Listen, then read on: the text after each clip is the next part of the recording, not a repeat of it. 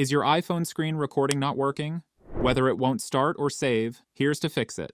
Add screen recording to Control Center. First, make sure screen recording is enabled in the Control Center.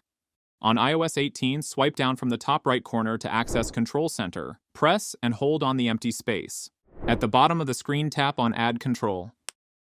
Here, click on the screen recording to add. You'll now see the icon 2 concentric circles. Now, click on the icon to start recording. If it still doesn't work, try the next steps. Turn off low power mode. Check low power mode is enabled and can block screen recording to save resources. Open the Settings app on your device. Here, scroll down and click on the battery option. Again, scroll down and click on Power Mode option. After that, turn off low power mode. Now try screen recording again. If it still doesn't work, try the next steps. Check screen time restrictions. Open the Settings app on your device. Scroll and tap on Screen Time. Again, scroll down and tap on Content and Privacy Restrictions. Here, click on App Store, Media, Web, and Game option. Under the Game Center section, click on Screen Recording.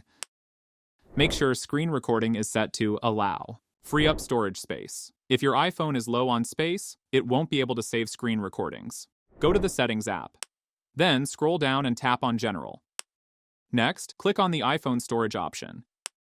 Check your available space and delete unused apps, videos, or photos if needed. Force restart your iPhone. Quickly press and release Volume Up button, then press and release Volume Down button.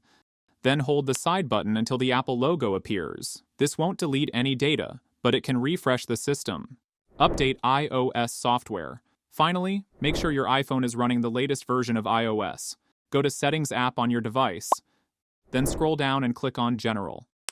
Now, tap on the software update and install any available updates. Updates often include bug fixes that may resolve screen recording issues. If this helped you out, like the video and subscribe for more iPhone tips and fixes.